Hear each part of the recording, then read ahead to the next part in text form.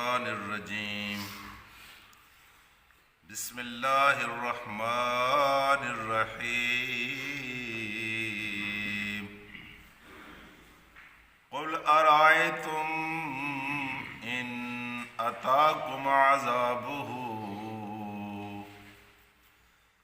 قل ارأیتم ان اتاکم عذابہ بیاتا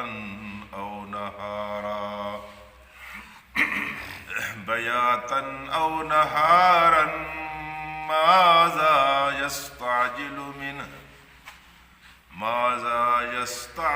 منه المجرمون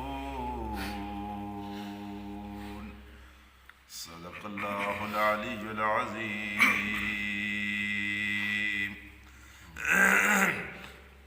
رکائے محترم،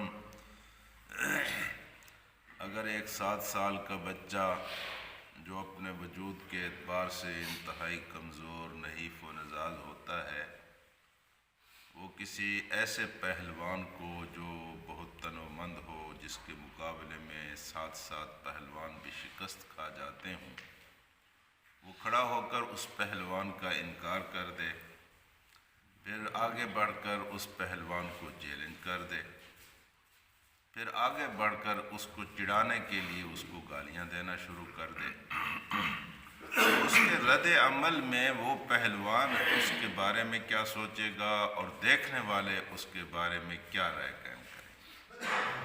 دیکھنے والے تو یہی کہیں گے کہ ایسا نادان بچہ ہے اور کس ہلاکت کے ساتھ کھیل رہا ہے.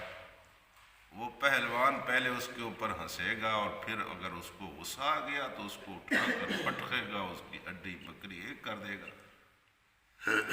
یہ کوئی مثال نہیں ہے. نہ مخلوق 7 سال کا بچہ ہے، نہ اللہ 7 پہلوانوں جیسا ہے. مخلوق اس سے زیادہ کمزور ہے اور اللہ پاک اس سے زیادہ طاقتور ہے.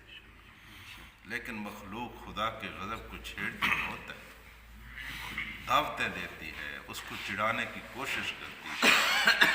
اسی مضمون کو قرآن حکیم نے یہاں چھیڑا ہے کہ ان سے پوچھو، کل ارائیتم، کل کہو ان سے، پوچھو ان سے، ارائیتم کہ کیا دیکھتے ہیں یہ، یا ان کی رائے کیا ہے، ان اتاکم، ان اگر عطا آ جائے، کم تمہارے پاس، عذابہ اس کا عذاب، بیاتن رات کے وقت.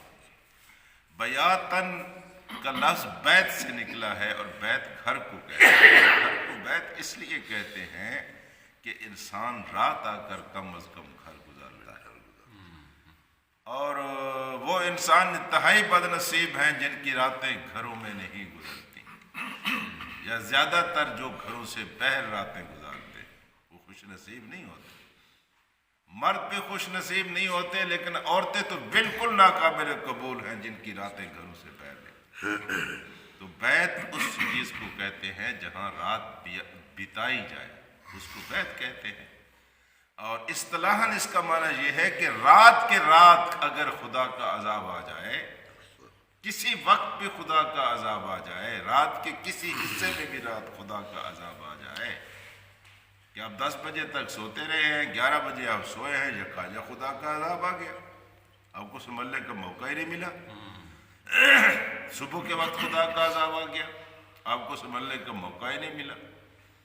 او نہارن، یا دن کے دن کسی وقت خدا کا عذاب آ جائے، دن کے وقت بھی کسی وقت بھی خود. اس لیے علماء کہتے ہیں کہ کبھی گناہ نہیں کرنا چاہیے.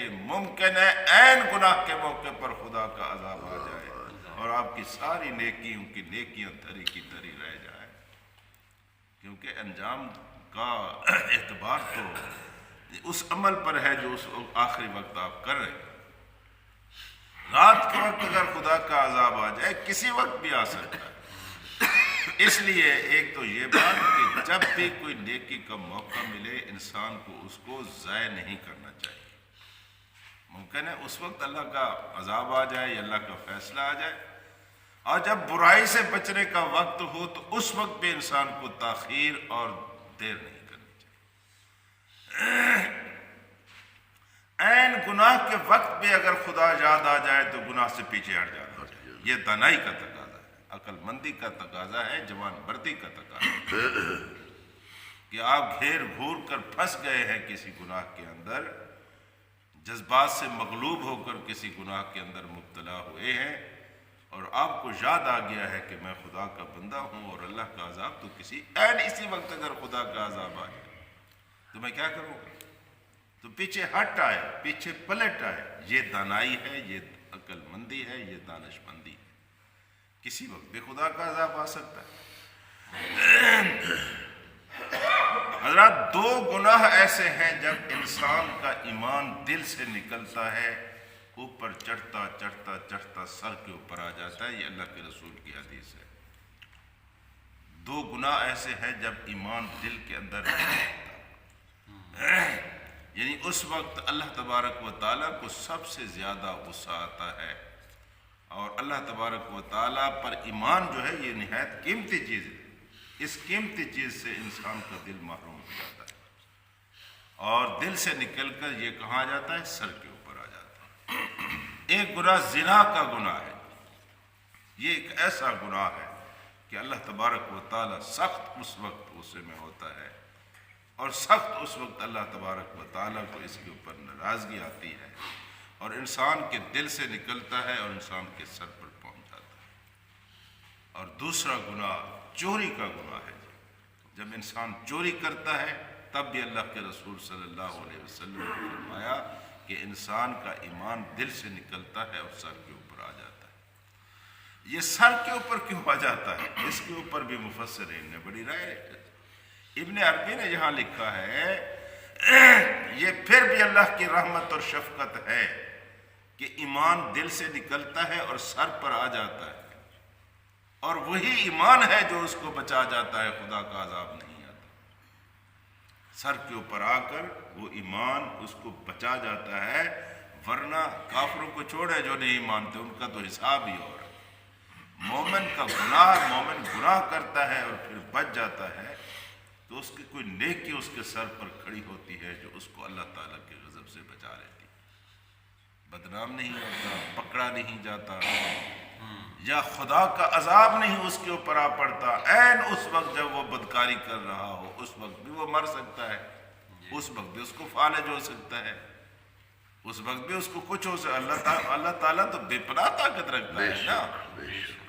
اب ایسا حالت میں جب کہ وہ جسم سے کپڑے بھی اس کے اترے ہوئے وہاں مر جائے، اور کیا اس کی دنیا اور ہوگی، اور کیا اس کی آخرت ہوگی، اور کیا اس کے بچے اس کے بارے میں رائے کریں گے، اور یعنی ایسا بھی تو ہو سکتا ہے۔ تو کیا چیز ہے جو اس کو بچاتی ہے؟ وہ اس کا ایمان ہوتا ہے جو اس کے سر کے اوپر کھڑا ہوا ہوتا ہے، جو اس کو بچا لیتا ہے۔ یہ اللہ کا معاملہ ہے۔ اور دوسرا چوری کا معاملہ۔ چوری خدا کے مخلوق کے مال کے اندر خیانت ہے۔ وہ اللہ کا حق تھا، یہ اللہ کی مخلوق کا حق ہے۔ ان دونوں کے بارے میں اللہ تبارک و تعالیٰ کے رسول نے فرمایا یہ دو گناہ ہیں۔ ایسے تو سارے گناہوں سے بچنا، کوئی چھوٹے سے چھوٹا گناہ بھی انسان کو نہیں کرنا چاہیے، اور کوئی چھوٹی سی چھوٹی نیکی بھی انسان کو ضائع نہیں کرنی چاہیے۔ تو کیا فرمایا ہے؟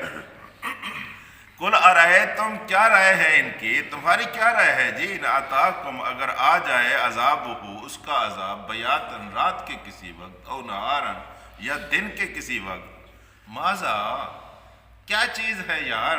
ما مانا کیا، زا مانا یہ کیا چیز ہے؟ یستعجلون، جس کی تم جلدی مچا رہے ہو۔